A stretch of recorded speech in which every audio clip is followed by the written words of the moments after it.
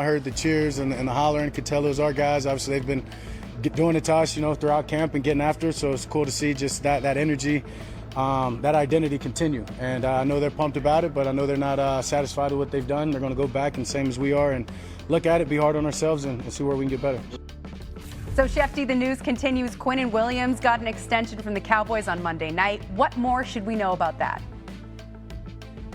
Well, this has been a remarkably drama-free Dallas camp, especially in comparison to other training camps in recent years. Last year, they went through the Micah Parsons situation that resulted in him being traded. The year before, it was CeeDee Lamb wanting a new contract and not getting a new deal till the end of camp. The year before was Dak Prescott. Now, the Cowboys have reached agreement with Quinnen Williams on a 3-year extension worth almost $110 million that essentially completes the Micah Parsons trade. The Dallas Cowboys get Quinnen Williams in that trade indirectly. They get Kenny Clark, and they get a first-round draft pick that they turn into Malachi Lawrence, and they get out in front of a contract, which is something this team hasn't done a great job of in the past by tying up a young, talented defensive leader. Mina, do you like this move for Dallas? Yeah, Quinnen Williams, when he was traded to Dallas, was incredible the second half of the season, and you saw immediate improvement after the trade in their run defense, which went from the worst in the league to about average. The pass rush, the four-man rush was dramatically improved.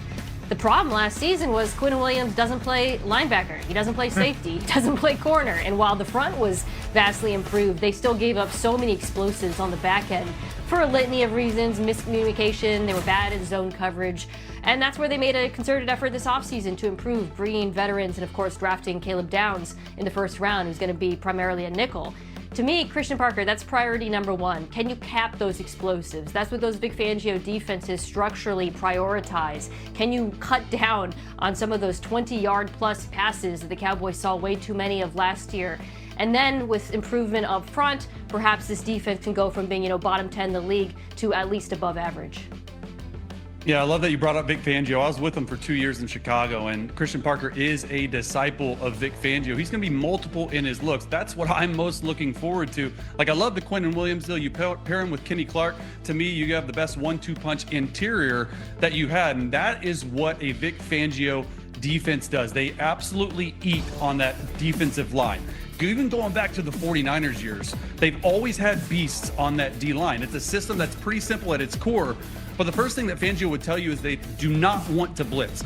And if you have a defensive lineman or defensive line in general that can get pressure on a quarterback without blitzing, it leaves more people in coverage, right, Mina? So hopefully your defensive backs and your linebackers are not having to cover as much. And so they're also relying a lot of younger players in that back seven. So beef up that defensive line, see what they get, and it's going to be interesting because they're going to score some points, but how fast does Christian Parker get his scheme and find their identity? One, stopping the run on the way to the quarterback is something Vic Fangio had always preached. They're going to play a lot of too high. Got to get sacks on the interior, though. All right, a couple thoughts here on the Quinnen Williams deal. Part of the appeal of trading for a player like Quinnen Williams is that he is sort of scheme agnostic. He can play in whatever sort of front you need him to play in.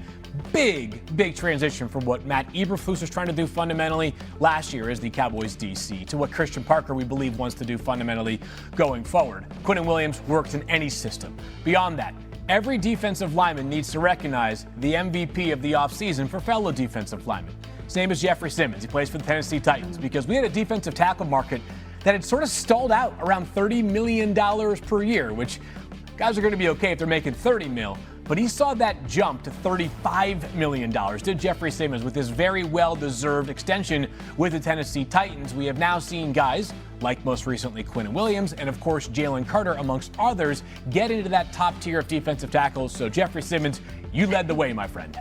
Yeah, and Quinnen Williams getting locked down up front.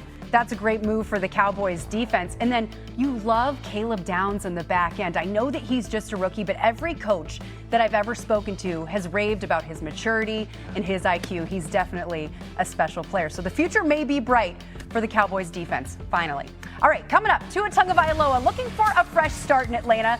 So what will his biggest adjustment be? Chase has his eye on one thing, and he'll explain next.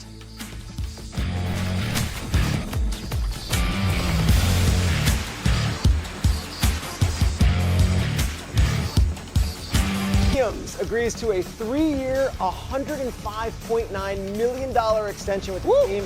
The deal included $101 million guaranteed. Wow. It makes Williams $35.3 million annual average, the second highest amongst defensive tackles. We have our NFL guys here. Welcome in.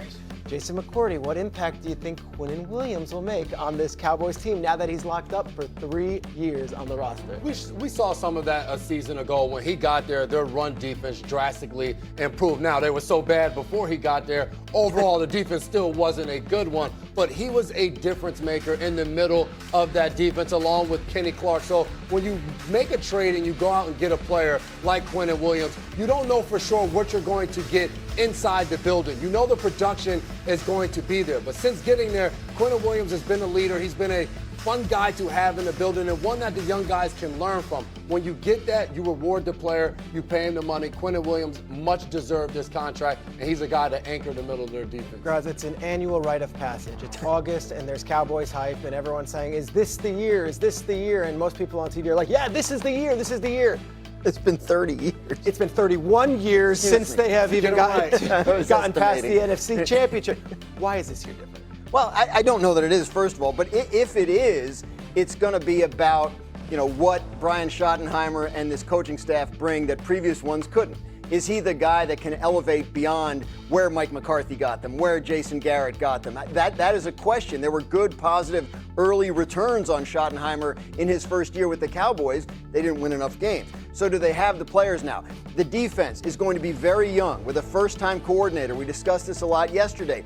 Where they know they're good is in the middle of that defensive line with Quinnen Williams and Kenny Clark. So this is a message to the locker room and to the rest of the world, frankly, that this is a player in Quinnen Williams that we believe in all aspects, as a player, as a leader, everything we're looking for, and they're telling you they're rewarding those kinds of guys. So if Brian Schottenheimer, who is not wanting to rest on his laurels offensively, is running these guys sprints at the end of practice, which he didn't do last year in training camp. Like if he can find another level for this team and we get into the playoffs and he turns out to be the coach they've been looking for all this time, then sure, it can be different. Hawk, Big ifs. Why is this year different than all other years? Well, I mean, you got to look at the trajectory. You talked about Schottenheimer.